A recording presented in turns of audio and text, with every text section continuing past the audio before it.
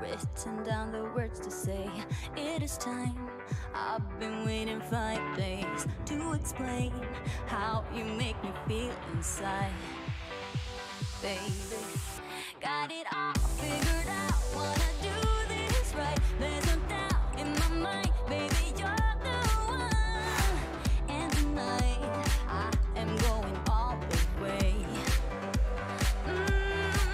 The way you touch my hand, it all goes away. The things I planned, the things I would say. Now I keep rambling on. I sound so cliche. What I am trying to do is say I love you. And all the things that you do. Sounds like a fool, 'cause when you touch my hand, the words goes away. What I am trying to do is say I love you. You don't know how I shiver inside. Doesn't show, but my nerves are inside out. It's because you're not worth less than perfection. Ooh, thought it was in my pants. Now I'm all confused, turning gold into sand. Don't know what you do to me. All I know is you can take my breath away. Yeah, 'cause when you touch my hand, it all goes away. The things I planned, the things I would say. Now I keep rambling on. I sound so cliche. What I am trying to do is say I love you. And all the things that you do. Sounds like a fool, 'cause when you touch my hand, the words goes away. What I am trying to do is let you know that when you touch my hand, it all just goes away. The things I plan to say.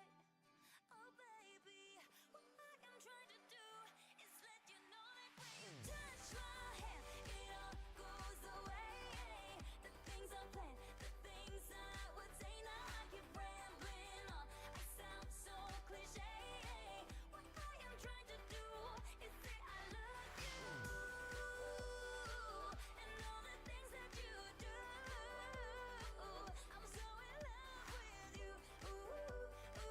It sounds so stupid now. What I am trying to do, what I am trying to do, what I am trying to do is say I love you.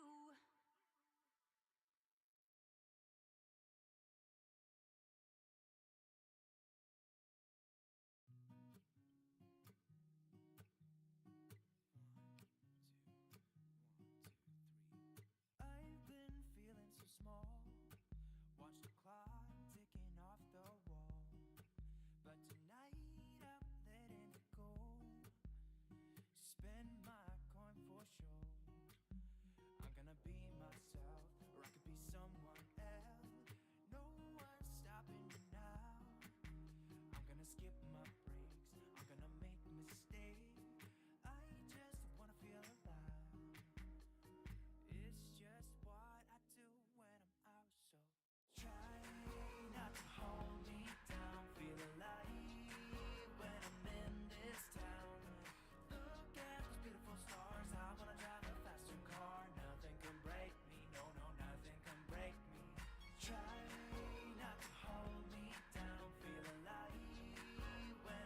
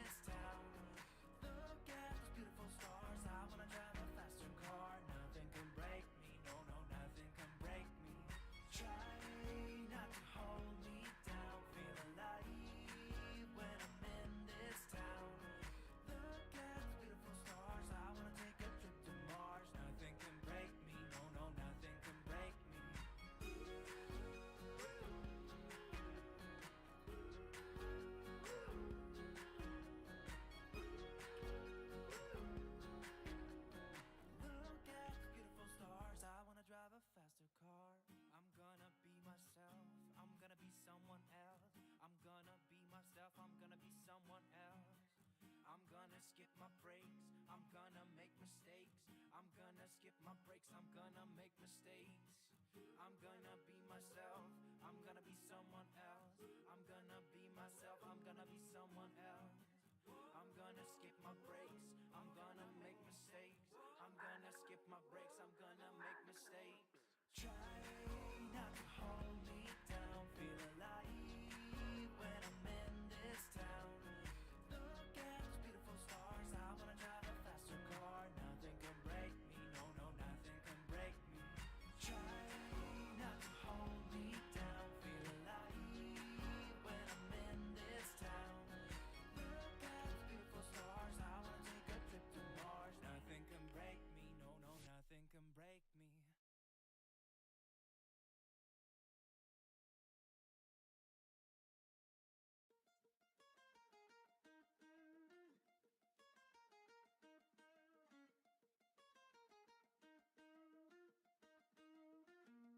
You know I met you in the dark, it was a Saturday night. Remember seeing you just dancing in the middle of the crowd. There was something about you cause you got stuck in my mind. Stuck in my mind, stuck in my mind. I thought I'd give it a go and I started talking to you. I don't know what I said, but the next thing I knew is that I held you in my arms and you asked what we should do. What should we do? What should we do? I said you can do what you want to with me, yeah, I won't mind. As long as you stay with me, I'm alright. I wanna hold ya. I wanna hold ya.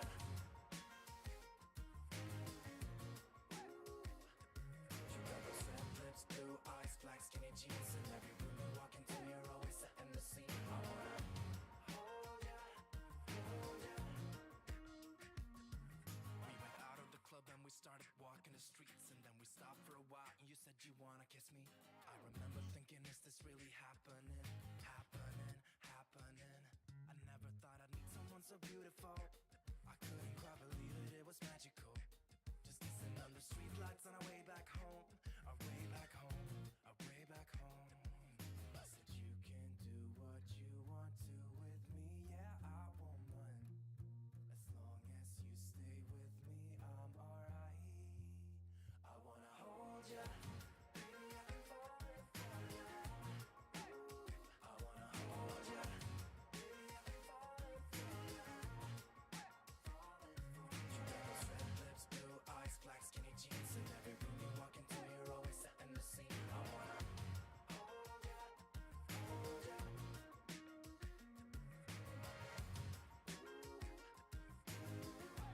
Baby, I've been falling for ya.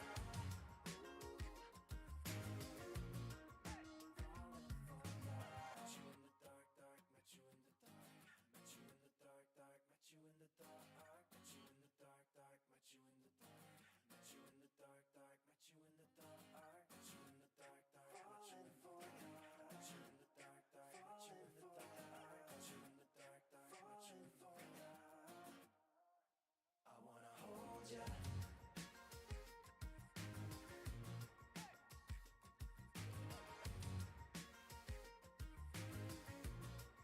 I wanna hold ya. Baby, I've been falling for ya. I wanna hold ya. Baby, I've been falling for ya. I wanna hold ya. Baby, I've been falling for ya. I wanna hold ya. Falling for ya. Let me go, go, let me go, go, let me go. I told you I'm not yours anymore. No, I'm not yours. So why you trying to hold on when I'm not there for you? Wanna take a different lane, wanna play my own game, and I don't need you here. So won't you let me go? Wanna take this ball and chain that you have put on me and throw it out the window. I think that you should let go, cause you know this is not meant to be. Let go. Maybe I should have known that you are not the right one for me. Let go. I should have known, I should have known you are not right for me. So let go, so let me go, so let me go. You are not right for me. So let go, go, let me go, go, let me go, go.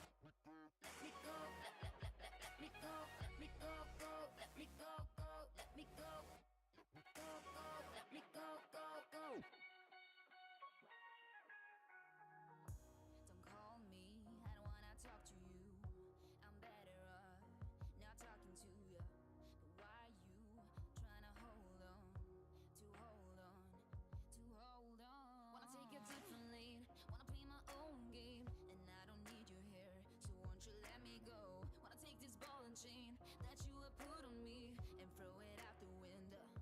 I think that you should let go, 'cause you know this is not meant to be. Let go.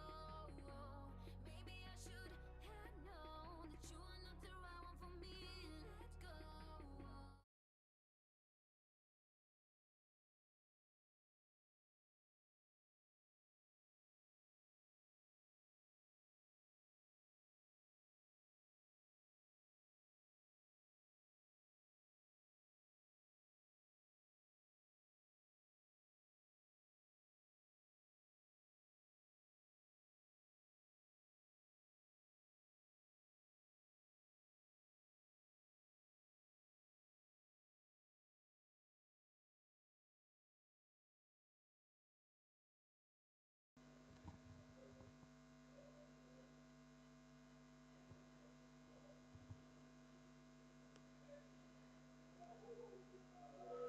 Hello. Hello. Good afternoon, everyone. We will be starting in 3 minutes. So just we'll be starting in 3 minutes. Thank you.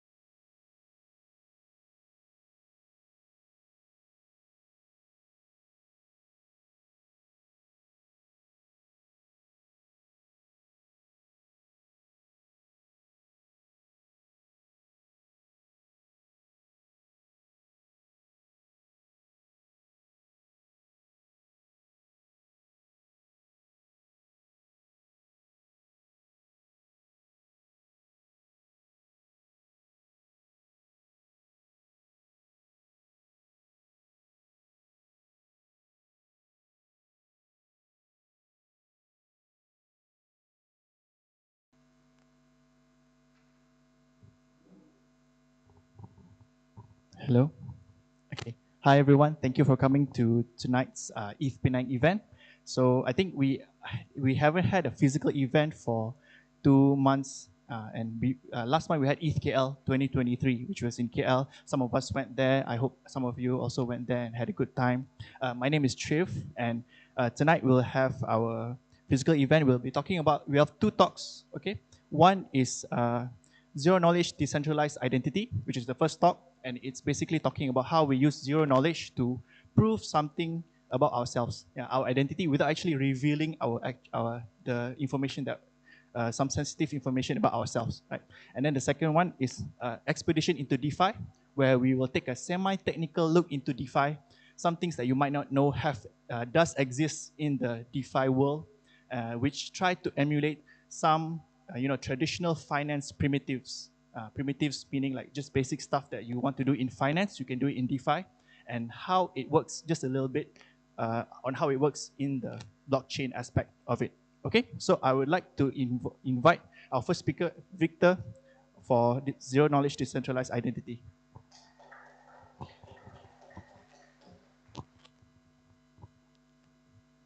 Hi, good evening, everyone. I'm Victor.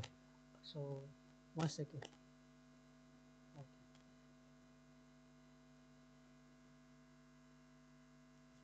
Okay, I can use this. Let me try first. Yeah, it's working. It's working. Okay, today actually I'm not a zero knowledge proof researcher, so the topic is to explain how to explain how to apply decentralized ID in the real world use case, and also how does decentralized ID make use of zero knowledge proof. So a little bit about myself. I'm a blockchain architect from Settlement. Settlement is a blockchain startup from Belgium, and basically it provides blockchain platform services as well as professional blockchain services to clients such as supply chain companies and financial institutions. Let me move to the next slide. So what is a proof? So in simple terms, a proof is something that one person want to prove to another person. So the prover want to send a proof to the verifier, whereby the proof claims that the prover meets some criteria, and it's up to the verifier to accept or reject the proof. Next slide. And for zero-knowledge proof, so in very simple terms, I'm not sure how technical are you guys here, so I try to make it simple. And in simple terms, the zero-knowledge proof want to achieve something whereby the prover want to claim something without revealing the detailed information to the verifier. So in this diagram, the pink color lady want to ascertain the guy in the light blue color, whether the guy knows the passcode to the door. So what the challenge here is, now the guy in the light blue color is already inside. We can imagine he's inside the cave, and there are two paths going into the cave, path A and path B. So the pink color lady want to ask a guy to come to exit from the cave via path A or path B. So, and there's a door between path A and path B. So basically, it will be the pink color lady was randomly choose a path. So and then the guy will need to exit from path A or path B, right? So if the guy is able to exit according to the pink color lady's instructions, it can be proved that the guy knows the passcode of the door without telling the lady the actual passcode. So this is a very intuitive example. I'm not sure how intuitive you guys find it. Are you able to understand it? So it's not intuitive enough. So basically, think about it from another angle. So we can be sure the guy knows the passcode of the door when he can come out from the cave via any path the lady told him to do, right? So and he can open the door with the passcode. So as long as he can open the door and come out from the cave, we can trust that the guy knows the passcode of the door, and we don't need to know the actual passcode of the door. So this is the essence and intuitive example of this zero knowledge proof. I hope you guys can spend some time to think about it and find perhaps you can understand more. But no problem. They are maybe it takes some time to sink in. The next slide is a very simple example of arithmetic circuit. So this is an equation. There are three variables to this equation, and there are two solutions to this equation. So the first solution and the second solution. This is the first solution. This is the second solution. So what does arithmetic circuit have to do with zero knowledge proof? So this is a question I want to answer.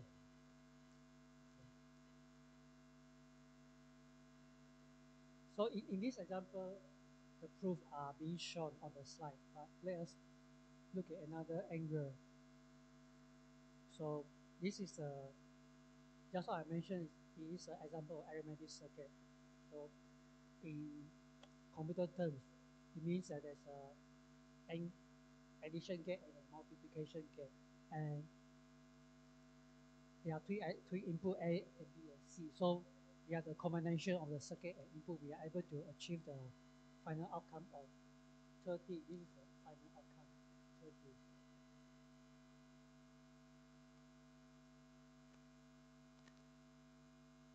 So we continue with the discussion of arithmetic circuit. So there's another concept which is very important. It's called commitment. And commitment means that we want to hide the inputs by using a function. And the function can be a SAR-256. SAR stands for secure hash algorithm. So let me move forward. So basically it means that we are hiding the input. Previously you see A, B, and C here. Now we are hiding the input to the circuit. So we do not know the input to the circuit. So this is the meaning of this diagram. Right, so the blue color, green color, and red color input is able to achieve the outcome of 30. So this is the message of this slide.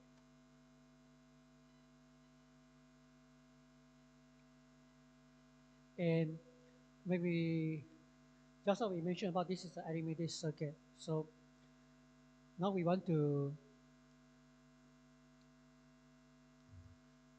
and this circuit can be applied to zero knowledge proof, meaning that it is hiding the input to the circuit, and we are able to achieve the outcome of 30, which is a desired outcome by hiding the input. And we prove that we have to prove to the verifier.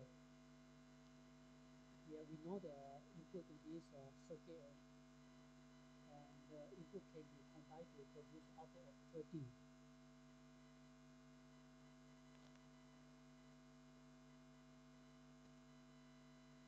And there are a couple of ways to write the arithmetic circuit. So I will go through each of the three ways one by one.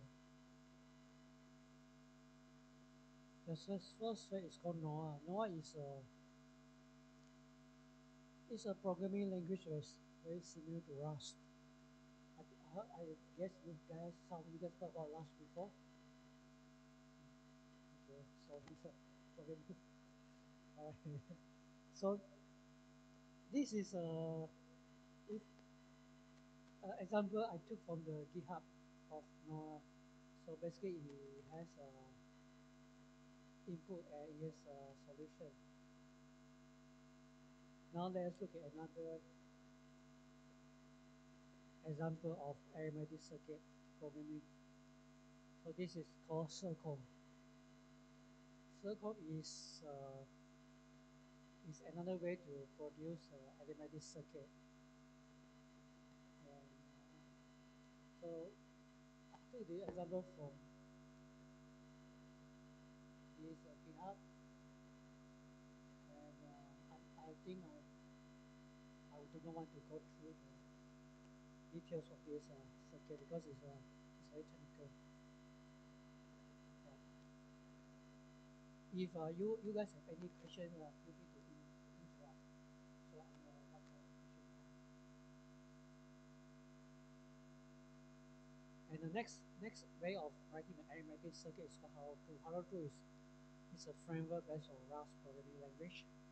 So again, I just want to give you guys a very brief high-level introduction of how to write an arithmetic circuit. Now we know the three ways to write an arithmetic circuit, and I want to cover the different types of zero-knowledge proof algorithm. The first type is called GK-SNARK. So its main features are it is easy to verify, and the circuit size is small. The next one is called GK-STARK. GK-STARK requires interaction between the prover and verifier. Basically, the interaction here means that the prover and verifier has to communicate through a series of messages, requests and responses. And this GK-SNARK does not require, it's a non-interactive, so it does not require interaction between the prover and the verifier.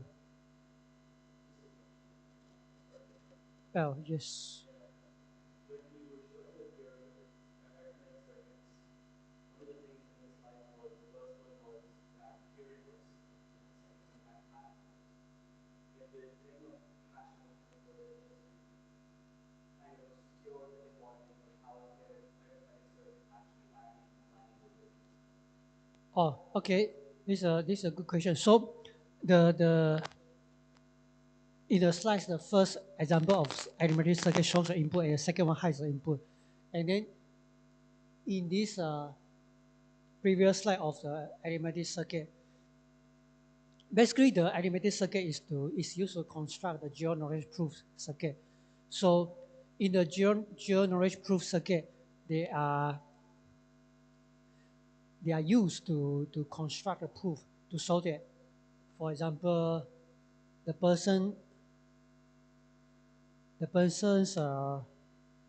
date of birth is on this year, this date, but it does not reveal the actual date of birth of the person. And in the arithmetic circuit, in the arithmetic circuit of the zero-knowledge proof, the input, all those input output, we do not hide it because the purpose of the circuit is used to construct the zero-knowledge proof circuit. So in the circuit itself, the input is not hidden.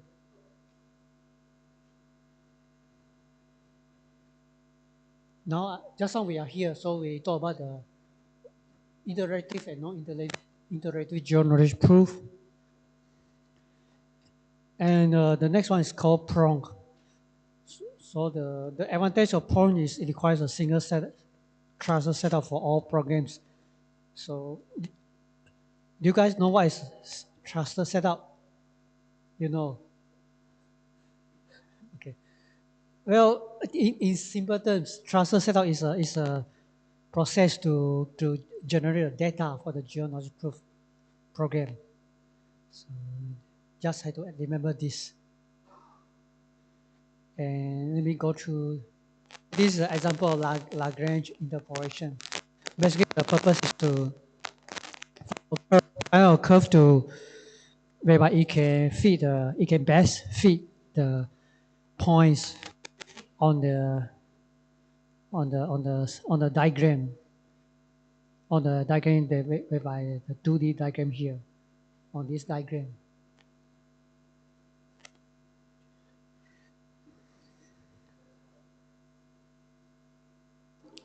So this chart is a combination of different zero-knowledge proof algorithm. So what we can see here is this is a proof size whereby the smaller is better. So this is a smallest. So it has a smallest proof size. And assumption, this is a security assumptions, meaning the less assumption it is, the better it is.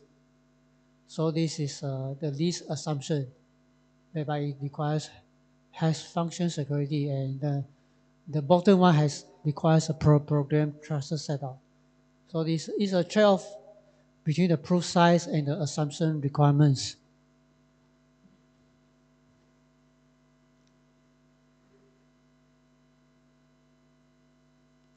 Just now we see that there are different ways to write a zero-knowledge proof circuit, and after we have written the zero-knowledge proof circuit, how do we apply it in our application, in our web application, for example?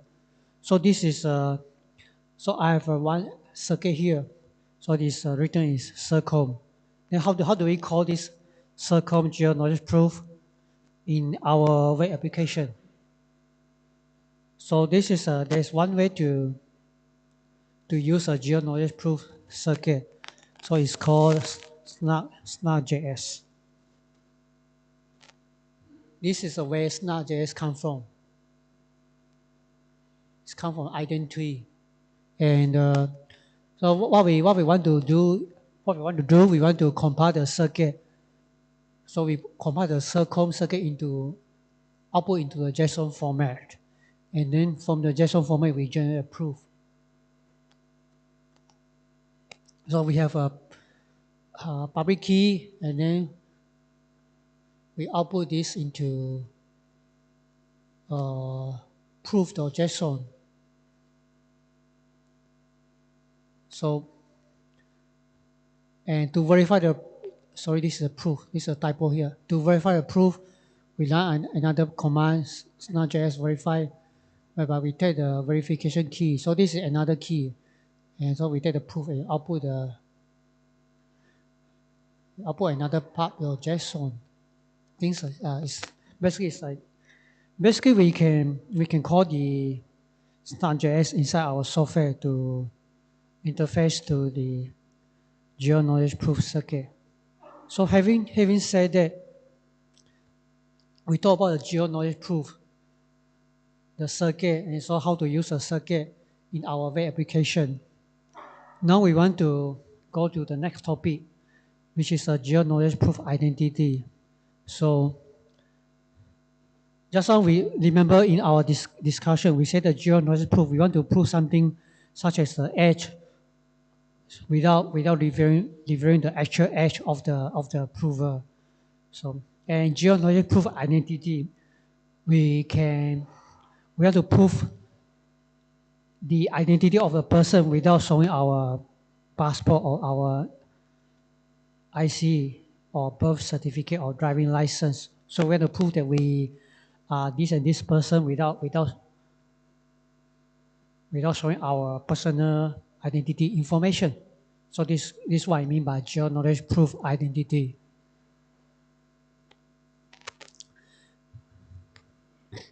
And the previous slide is about zero-knowledge proof identity, and this slide is on decentralized ID.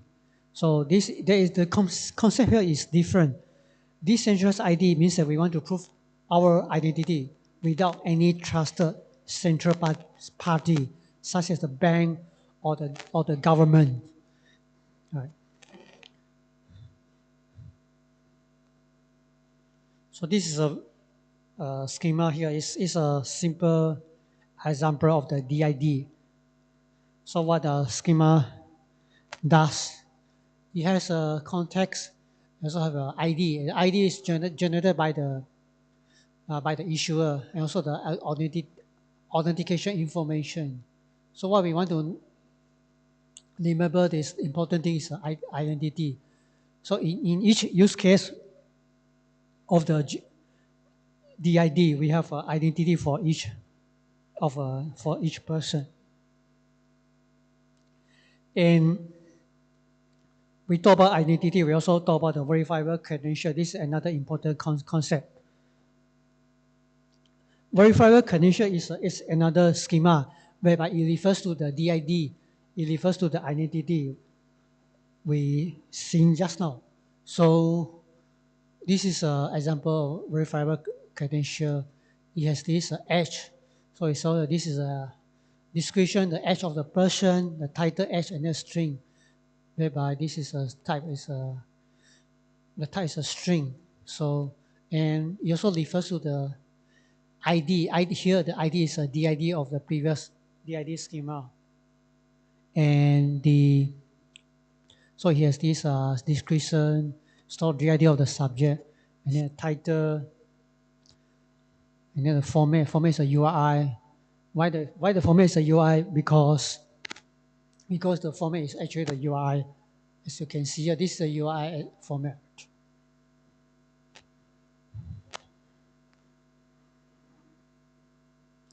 Okay, we have seen the DID, example of DID and example of a VC document. Now we will combine these to create to move the discussion into a DID platform. What's here? So in the DID platform, we have three main components. We have the issuer. Issuer is an entity that issued the VC and the DID. We also have a verifier. Verifier, you can think about another. Verifier can be an example of, for example, a banking application or anything. They want to ascertain your credential. Your credential can be your age, can be your destination address, can be your net worth in the bank, right? And also we have another important entity which is a credential holder. Credential holder holds a private key of this person, of this prover, as well as the VC and DID of this person. And last but not least, we have the verifier engine. The verifier engine, I'll go through it in more details in the later slides. Basically, the credential verifier will make use of the verifier engine to ascertain the VC that is inside the credential holder is authentic VC. So all three components combined will form the DID platform. So far, any questions?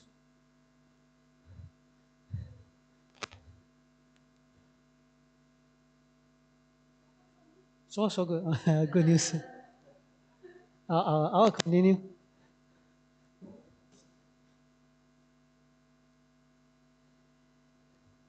And this slide is a high level description of the Zero-Knowledge Proof DID. How do we use Zero-Knowledge Proof in DID? So let me explain this slide. So the first entity is a verifier. In this example, it's a bank, and they say we have the verifier is John.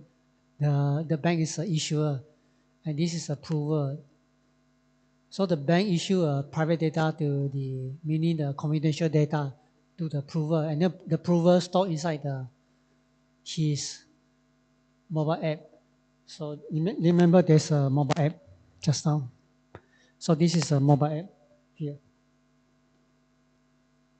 This is a mobile app whereby the prover used to store their VCs and DID.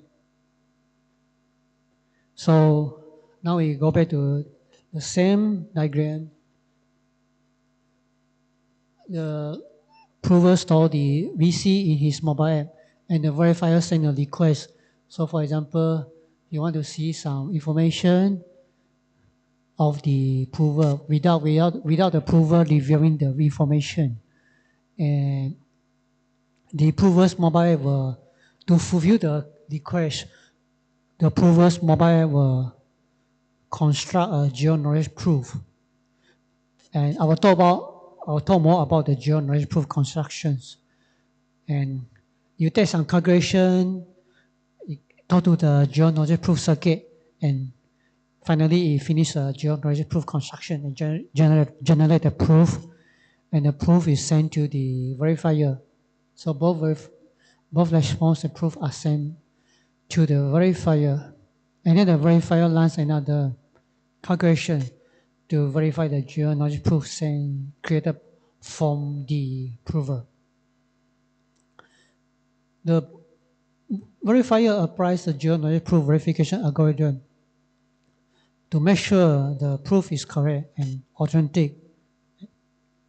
So if the algorithm gives positive answer, the verifier trusts the response, and the verifier trusts that the prover has fulfilled the custom request requirements. So this is a very high-level overview of how the DID and VC is applied together with zero-knowledge proof. Any questions? The proof generation happens on the fly, is it? It's not at the very beginning when the trusted party send the private data over to the prover. Yes, the zero-knowledge proof should happen on the fly, inside the generated by the mobile app. So the mobile app has the computation power to generate the proof. Yes, now there's the mobile.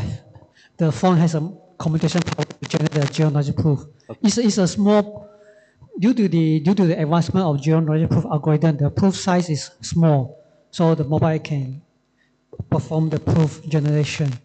Okay. Yeah, I have one question. I think I saw in the previous slide that the verify engine is in settlement, right? Does this mean that settlement has access to our data, or the data that we want to keep secret, or they do not? Mm-hmm. Okay. Well, the verifier engine is an open source verifier engine, and this diagram I took it from my work. So meaning it says that in this diagram the verifier engine is hosted on settlements cloud, so it can be. Firstly, the verifier engine can be written by anyone with knowledge, and secondly, the verifier engine can be hosted anywhere on the cloud, or even on your laptop if you want to. Okay, so in this example, this flow, all of this is happening within the app ecosystem, not outside of it, right? okay, so there are a few parts. This part is happening inside the mobile app. Okay. And this part is happening on the server, the issuance of the credentials. And this part is also happening on the server side, on the. The custom request and the custom request, how is it ensured that the request is met? That means the person is creating this request inside the app. If I make the gap, the request needs to be created inside it. The proof needs to be created inside it as well, and the verification should happen inside it as well. Or the proof can be taken outside the app and verified anywhere else. The request you are referring to this custom request. So the custom request, let me give an example. Okay, so for example, you're a customer of Maybank, and then you go to HSBC, and then you want to prove that you have 1 million, you have more than 1 million ringgit in your account, but you do not want to tell HSBC the exact amount. So the HSBC will send in this case, a custom request will be, this guy, you have more than 100 million in your account with Maybank. So this is the one example of custom request. But it can be anything. It can be said, are you a resident is your residential address in Penang. It can also be one example of custom request. And the custom request is generated from the bank side, from the verifier side in this context. So if the request can be sent to you, or you can, usually what we do is you go to the web page and the request is in the form of a QR code. And then you scan the QR code and then you receive the request. So this is how you got the request. But the request by itself is generated from the server side of the bank. So I hope it answers the question. And okay, let me move to the next slide. So these are the examples of DID use cases. It can be age, citizenship, academic qualification, residential address, or whatever things you guys can think of.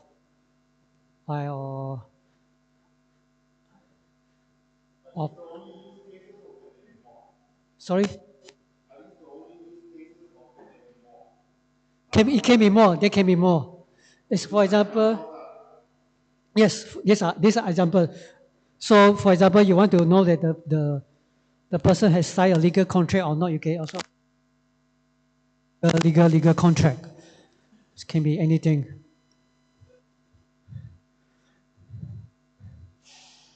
Now I want to give a few examples of the DID framework, which is the framework we use to create a DID application. So we just now we talk about DID, we talk about VC, and then now we want to put it into application. So these are the three application framework. The first one is Polygon ID. Polygon ID is created by Polygon, the Polygon blockchain. And then Veramo is a JavaScript DID framework. Is not very popular nowadays. It's a not-for-profit organization that created this Veramo framework. And then the last one is Ariel. Ariel is another it's relatively new blockchain. It created GPass to do the Zero-Knowledge Proof DID. And Ariel is not EVM compatible. It's a proprietary blockchain. I think you guys know what is the meaning of EVM compatible. Most of you guys knows.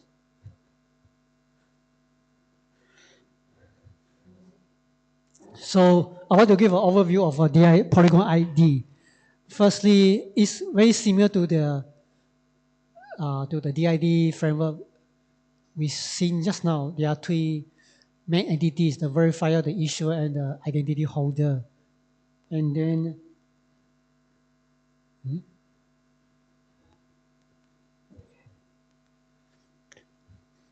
now I want to move a little bit more details into the Polygon ID framework. So I try to go through quickly.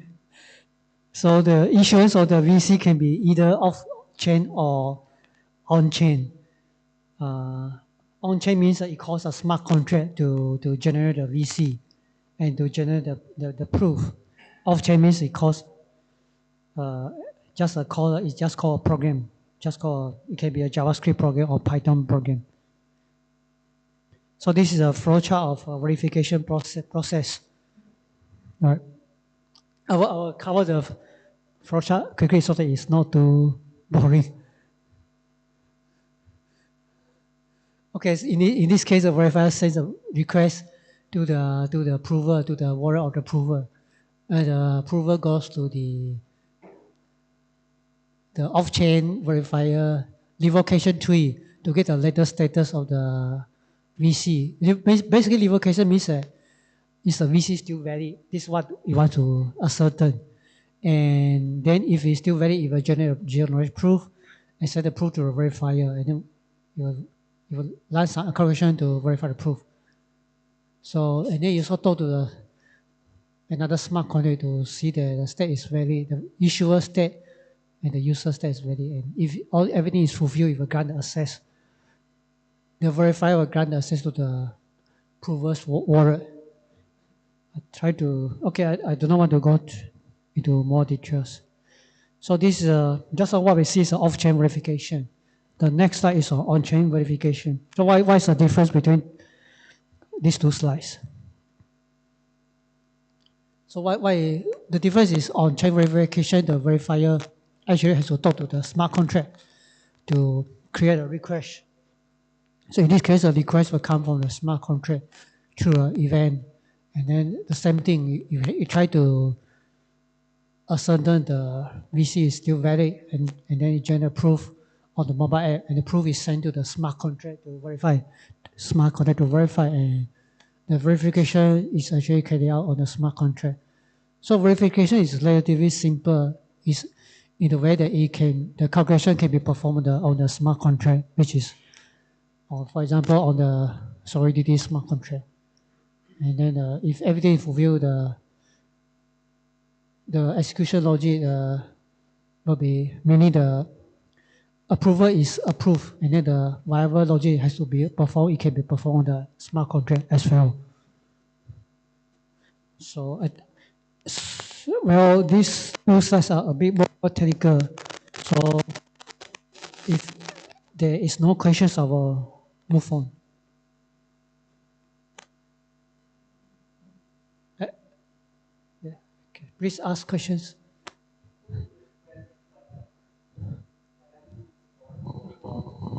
That they are actually a real request from the smart contract. So that's the trusted part, is it? This part. Yes.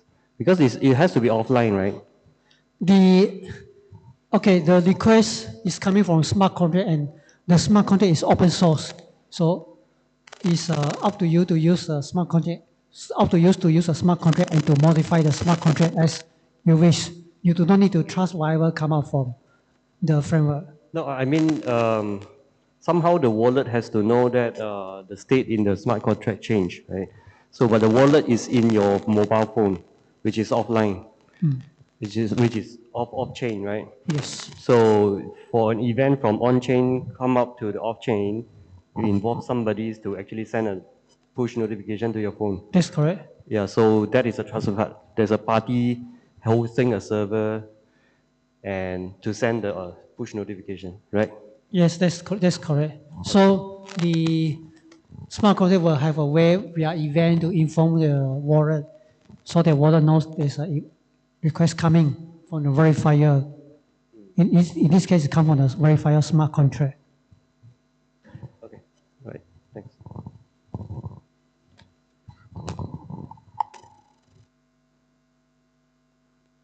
So, okay, that's how we talk about verifier and the verification process. The next entity in the program ID framework is the identity holder. So it's pretty simple. So basically the identity holder holds a private key of the wallet, and also holds any VC. There can be multiple VC that's being held in the identity holder. And also the VC stands for verifiable credentials. And also, the identity holder will have to generate a zero-knowledge proof to be sent to the verifier.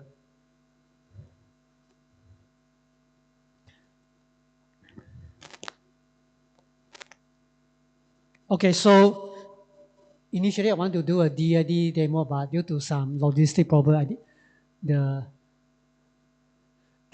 laptop is not set up with a demo application. So I think this is the last slide of my presentation. Is there any questions? Please ask. Okay, so I'm not from this world, but I think this decentralized probably has a play for sure, right? So I'm from more of the traditional financing, the normal EKYC, all that kind of stuff. So maybe from more commercial use case business aspect, how is this better than the traditional KYC from what Innovative or what's those buggers name on FIDO or whatever, right? Is it safer? That's number one question, right? Number two, what kind of costs, is the cost high for this type of processes or what?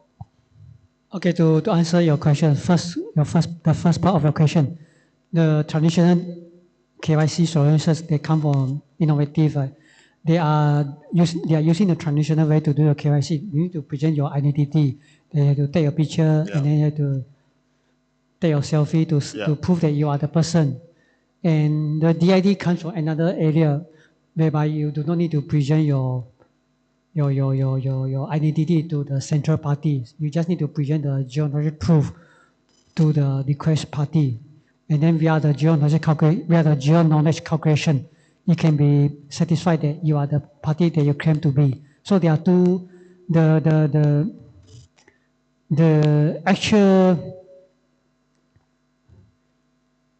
way of proving your identity are different. So one way, the first way you have to show your identity card or passport to the KYC provider, and the KYC provider is a centralized provider. They store your identity. The DID way, the verifier does not have to store your identity. Your identity is still being kept by you. The second question about the cost. So the cost is by itself because the Zero-Knowledge proof is a lot of things are open source, and the cost will just be the server cost and the development cost. Okay, so the cost is competitive. So, okay, let's just use innovative since they're from Malaysia. So the purpose of a KYC is to prove you are Mr. ABC. You're coming to my platform, and I want to make sure you're Mr. ABC, right? So again, my question is this better than a normal, like what innovative centralized database? I guess is it better and safer? Actually, it depends. They are belonging to different use cases, so we should not say it's better or safer. The first, let's say we have a bank. A bank want to prove the identity of customers, and both, I would say they are complementary, so both can apply. So at first, the bank want to take your identity and then build an identity of their end customers. And then after that, for security purposes, the bank can also deploy DID solutions so that when there are interbanks application, the private identity does not have to pass around the banks. Only one bank holds the identity. So it can be combined together for enterprise solutions. So you're saying this DID process is another layer of safety Yes. to double verify? Yeah. So why would you want to do that? Unless you're saying that we don't trust like an innovative type, because in the normal system today, right? You do a KYC, you do the liveness test, whatnot, right? Then it verifies that I am who I am, right? So you're saying you add this another layer to what does this do to the first one, like innovative? Okay, understand. Okay. Again, it depends on use cases. So let's say you So are my in use a- case is, okay, I want to log in to borrow money, for example, right? So I do the liveness test. My IC, it checks out. So now you're saying is to have another layer, it's kind of like to double verify? Or I don't know, is this a stupid question? Because I'm, my answer is it depends on use cases. So if you are happy with your centralized identity verification solution, that will be sufficient. And if your use case is there are many parties in your use case, and each party also want to verify the same end customer, then it will be powerful to have a DID. So you only need to do the centralized DID, centralized KYC once. After your centralized KYC is performed once, you do not need to repeat the KYC process when you go to other financial institutions or other consortium companies. Okay. Sorry, we are running out of time. So we'll move on to the second talk, and then we can continue with the discussion in our networking after the second talk. So keep your questions and you can throw it to Victor. Thank you for listening.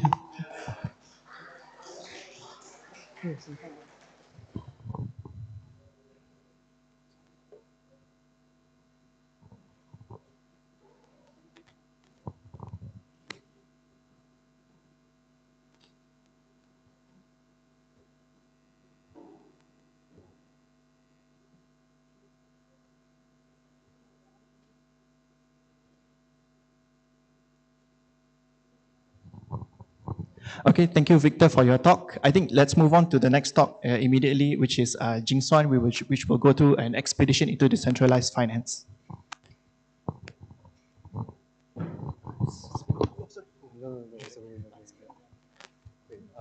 Okay. Testing.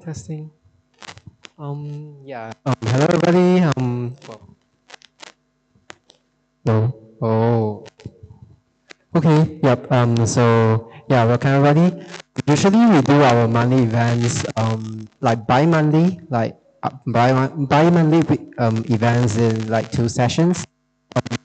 It will be like kind of intermediate or more advanced topic, but and then follow with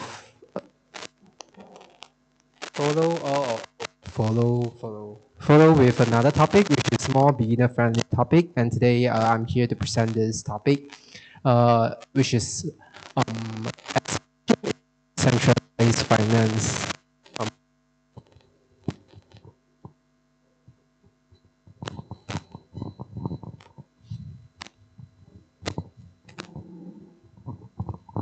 Hello.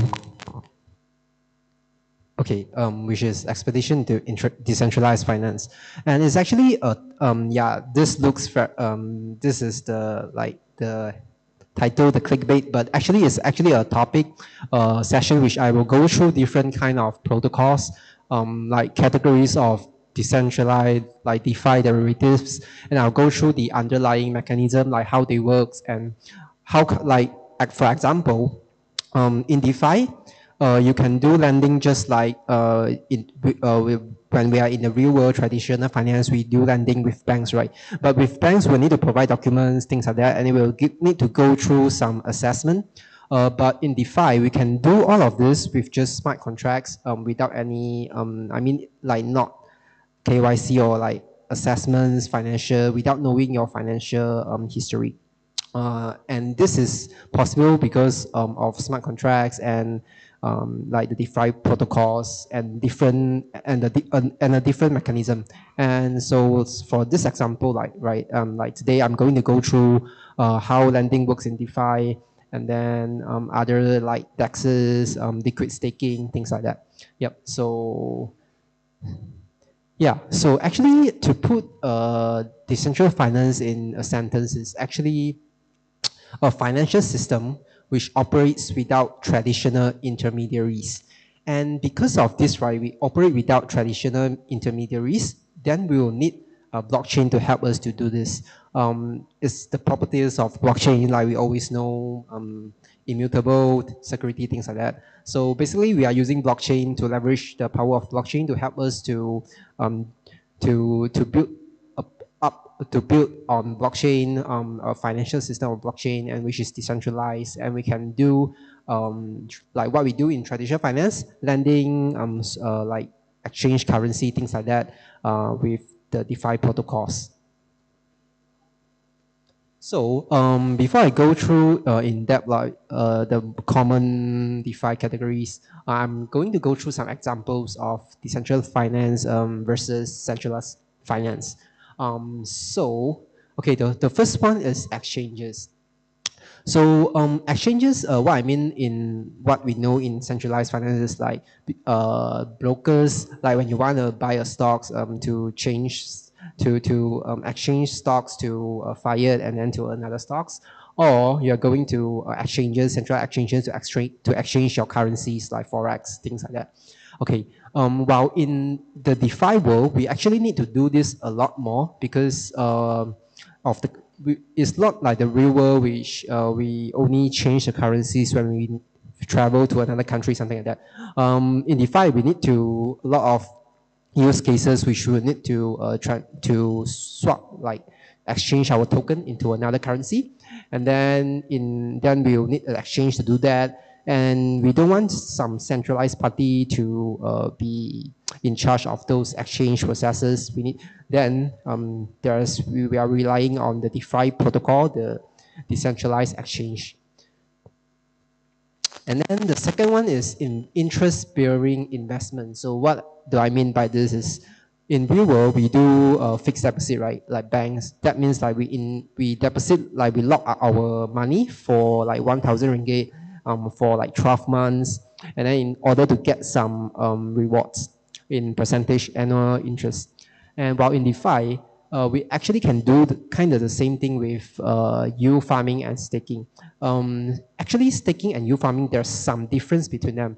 But what we are actually doing, either like yield farming or staking, is actually the same. We just want to achieve the result of we are putting our money into work to get some passive income, some rewards for us.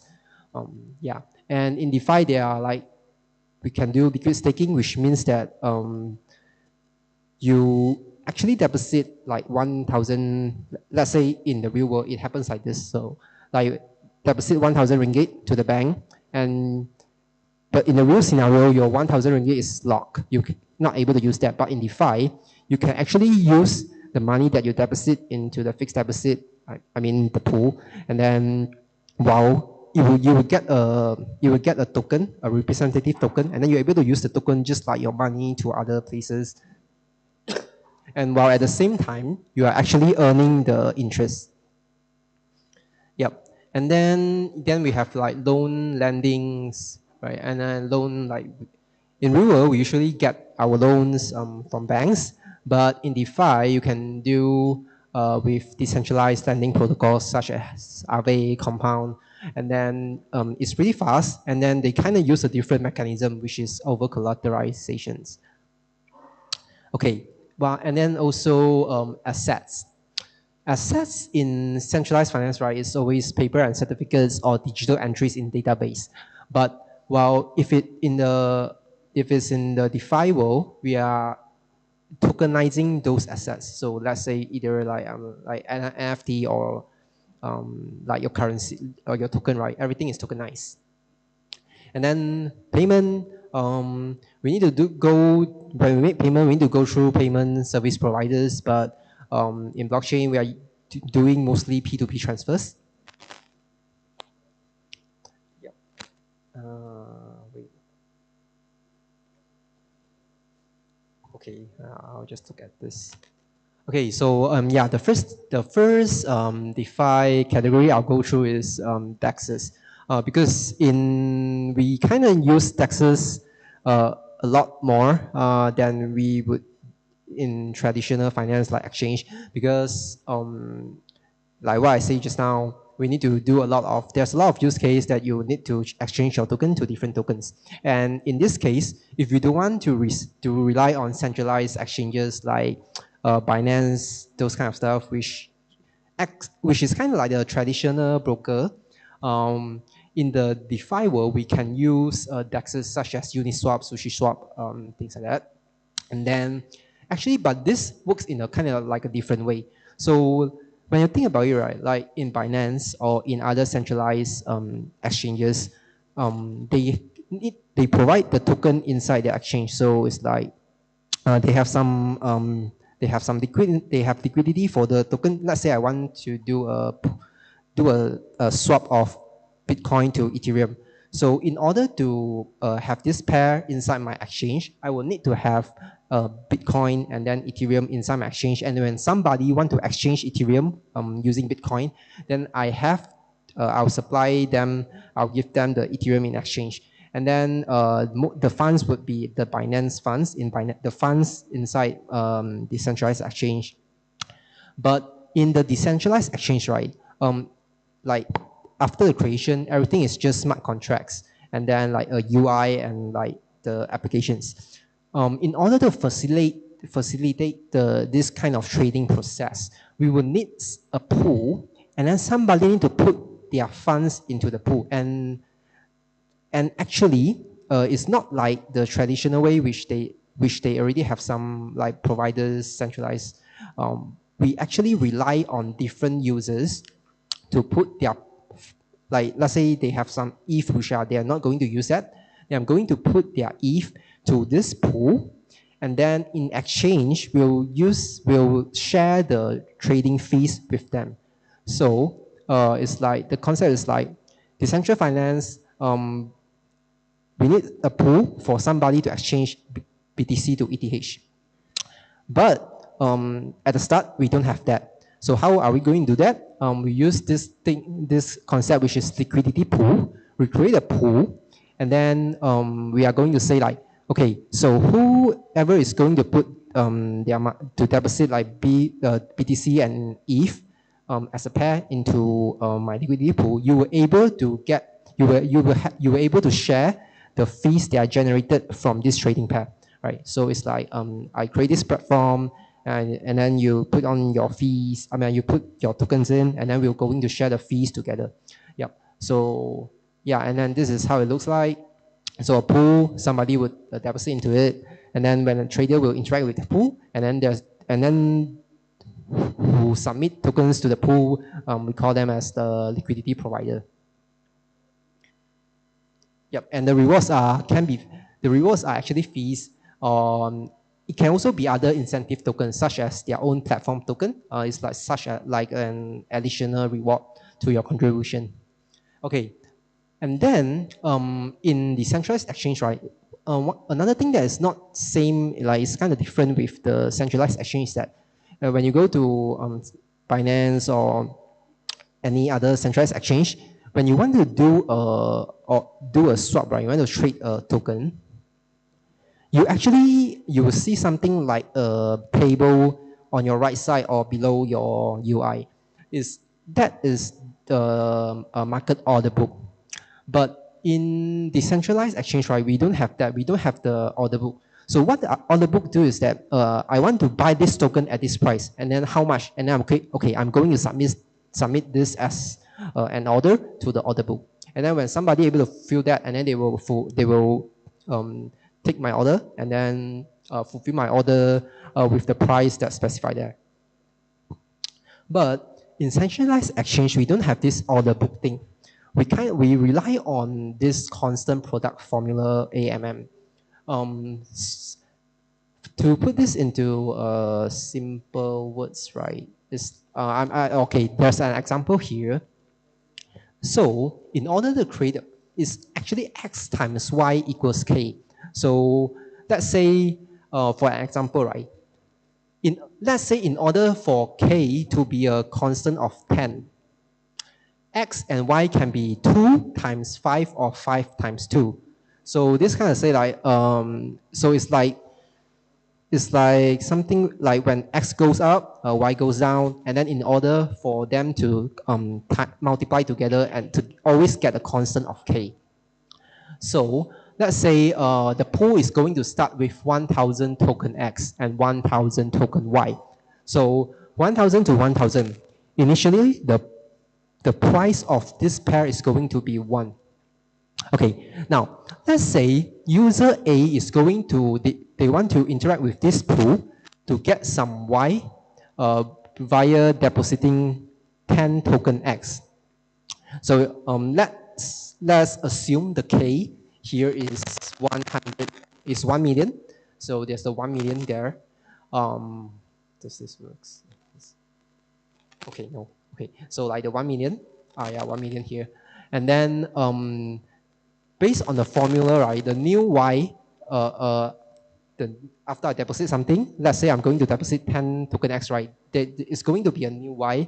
I mean, this is the formula thing anyway.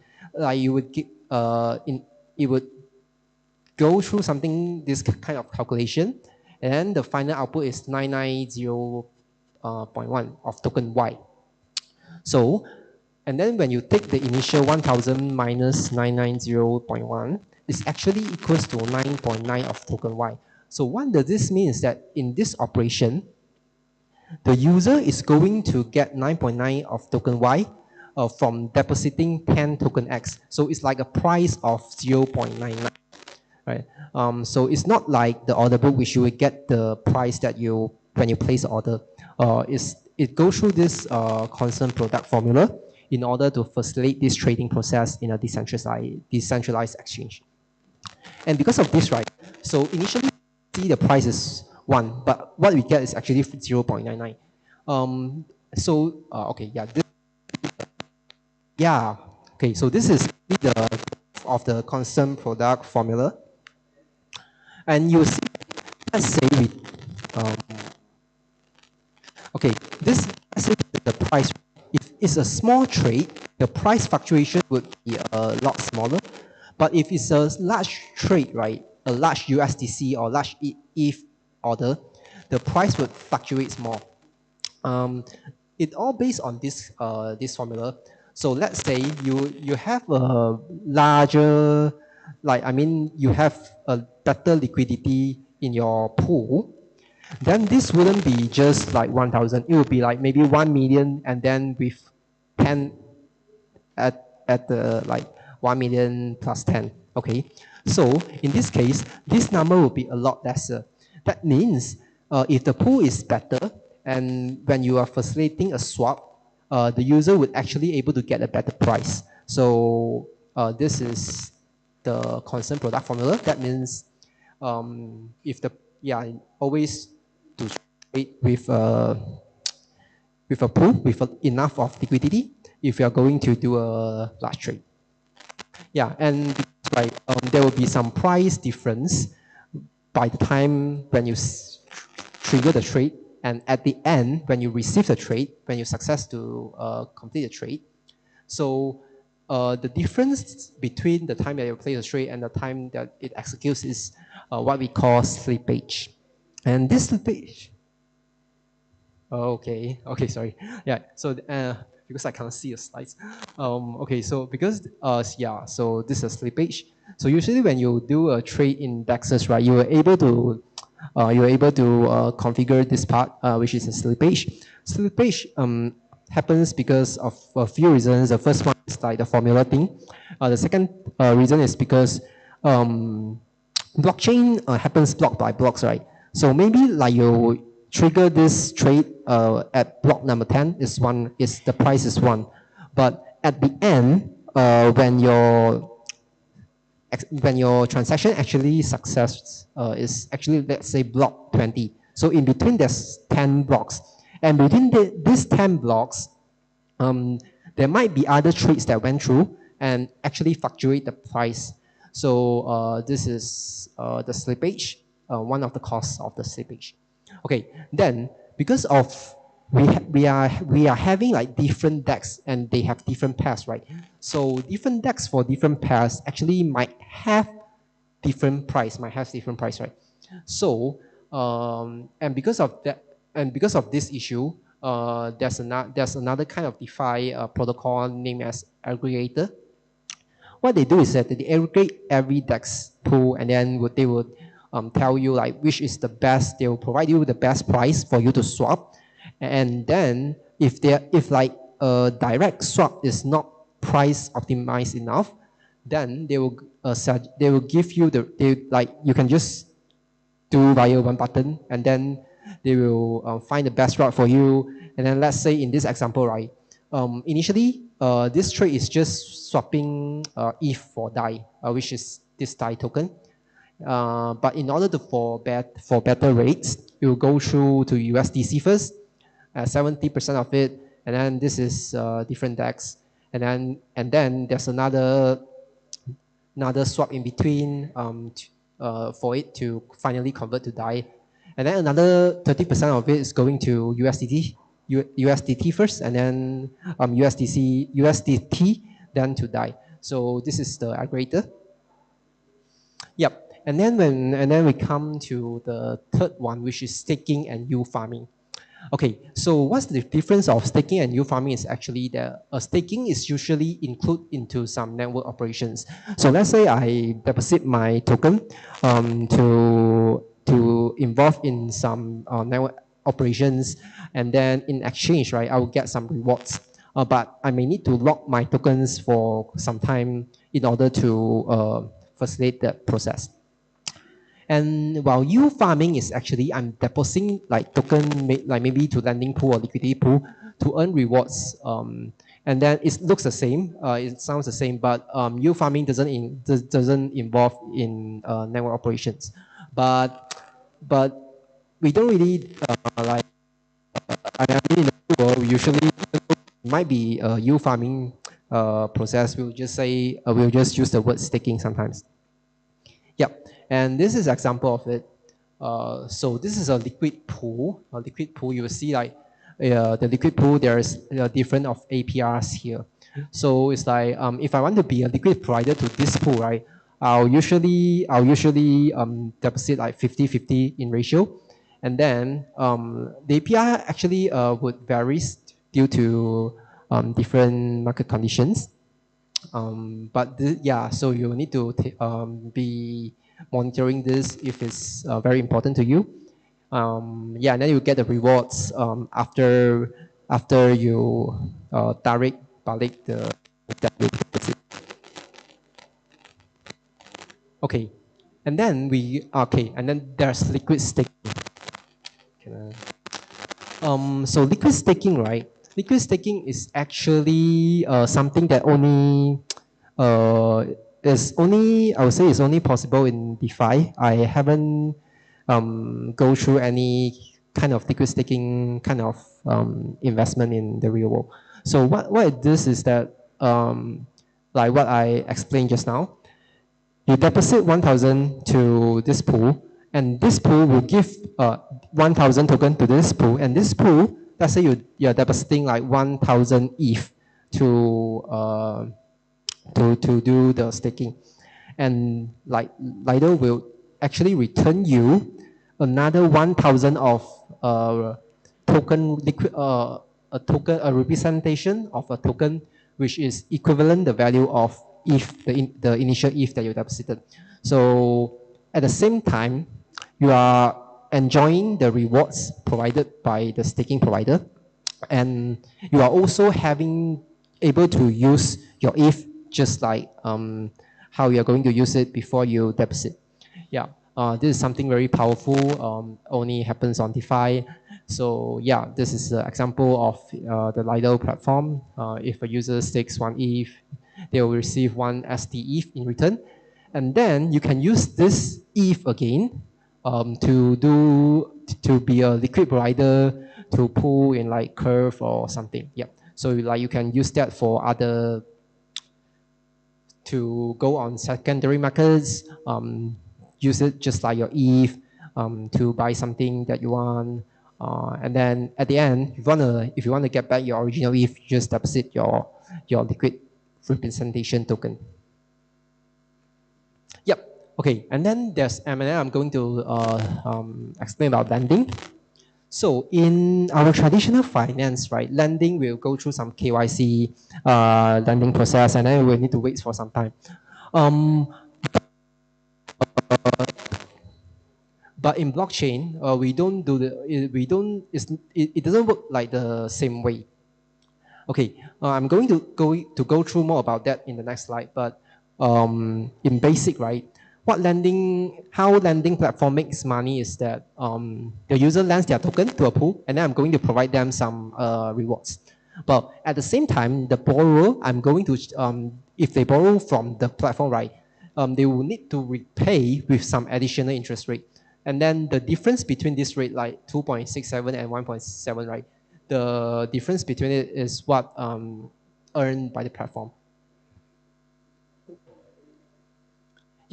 And then in order for lending to work in DeFi, one concept is very important is over-collateralization.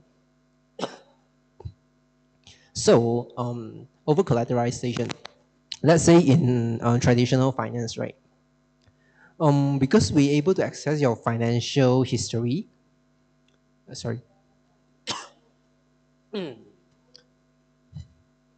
because we are able to access your financial history, so we know that how good you are in order to pay this loan in future. But wow. But in the decentralized finance, right, we don't have this kind of financial history. What we do is that you need to over-collateralize. So let's say in order for you to loan 10 BTC, right, you need to deposit 20 BTC. This is the collateralized. Yeah, it's actually sounds like pretty new to me when I heard it, but it kind of makes sense when I'm pretty bullish on BTC, and then I want to earn more BTC, or I want to lend 10 BTC at this moment to do other stuff, but I don't want to let go of my 20 BTC. So I will use the 20 BTC to lend out of 10 BTC as long as I'm confident that I'm able to repay the interest. Okay, and because of the over collateralization, right, we have a liquidation point. The liquidation point is that, oh, I can't see this slides.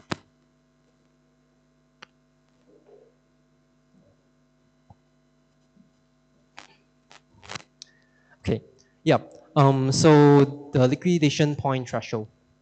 Okay, I'll be here for a while.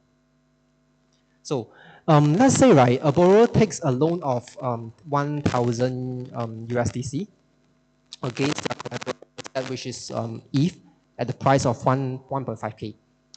That means the user LTV ratio is actually 1,000 over, I mean it's 66%.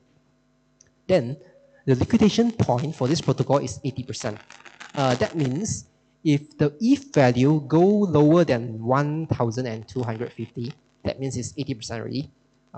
For example of calculation, it will be here, 80.06%. Liquidator will come in and liquidate your borrowing position. So how it works is that the liquidator will pay 50% of the loan, which is 500 USDC. And in exchange, right, the liquidator get 50% plus 10% of your ETH. 10% is the liquidation penalty. I mean, this kind of varies in different platforms. That to put in other words, that means the liquidator is actually buying ETH at a lower price. This is the incentive for liquidator to come in to liquidate this kind of positions. If not, it would be some like a debt which is like a bad debt to the platform. Yep. Then the position will become healthy again. And then if the price goes down again and hits the liquidation point or threshold, then yeah, we will need to do the liquidation again. I mean, the liquidator will comes in and to repeat this process. Okay, just now we talked about over collateralized loan, which means that you need to put more money in order to loan some money out. There's another under collateralized loan, which we call a flash loan in DeFi.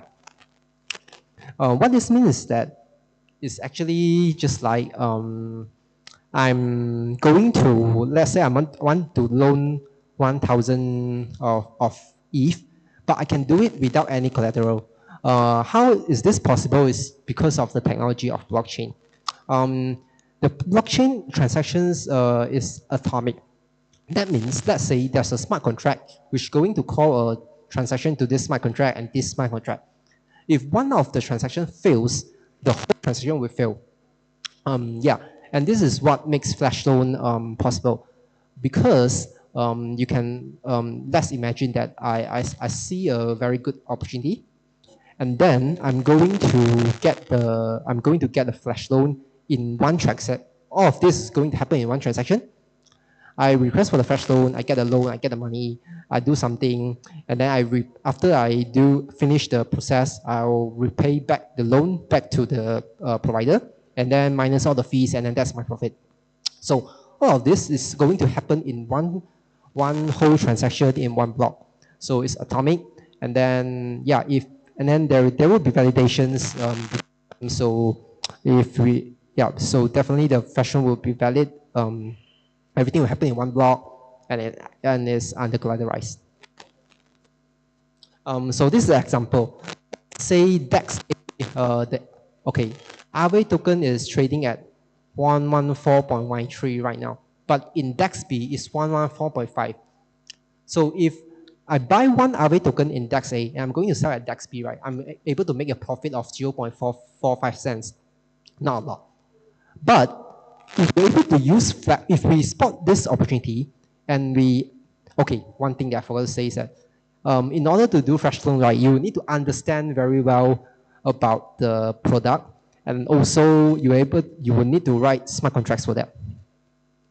Yep. So I saw this opportunity, and then what I'm going to do is I'm going to write a smart contract, and then I'm going to trigger the transaction, which are loans USDC via flash loans.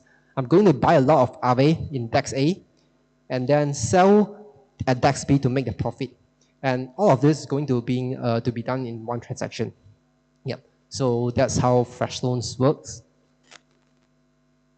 Yeah, this is a diagram of that, which I get a fresh loan, I buy at DEX A, sell at DEX B, and then I pay back the loan, and then and then after deduct all the fees, that's my profit.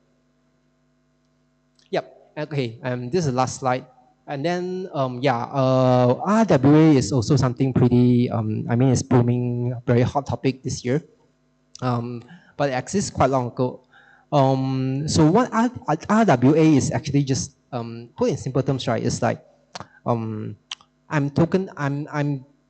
there's already this asset in the real world, but somebody would tokenize. A platform would tokenize them into tokens in DeFi, and then we are able to get some ownership of that to like via crypto tokens. For example, let's say a real estate. Real estate can be real estate the use case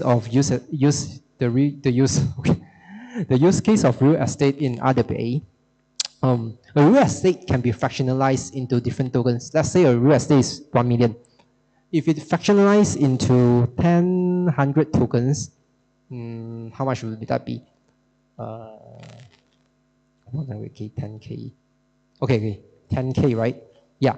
So a token would be, you're able to own a part of this real estate in the real world with just a lesser amount, and then you're able to enjoy the rise of the value of the real asset. Yeah. This is example. It's not really, because RWA you also need to deal with regulations, things like that. So that's why, right?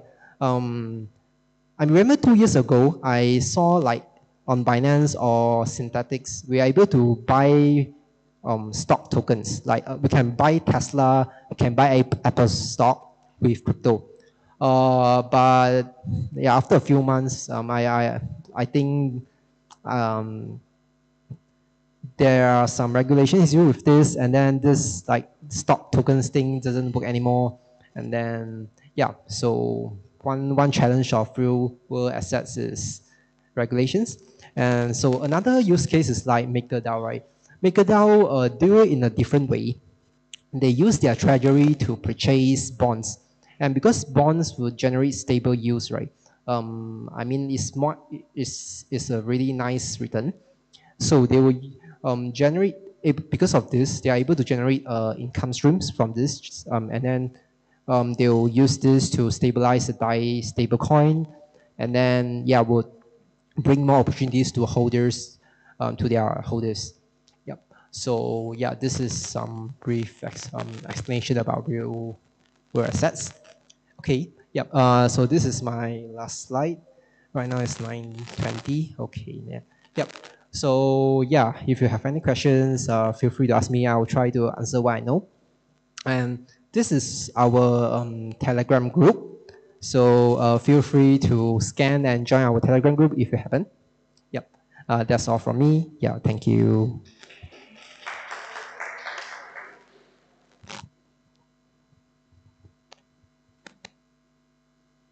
Any questions? Okay. Anything we could ask, you can ask after the networking, or can join our Telegram group.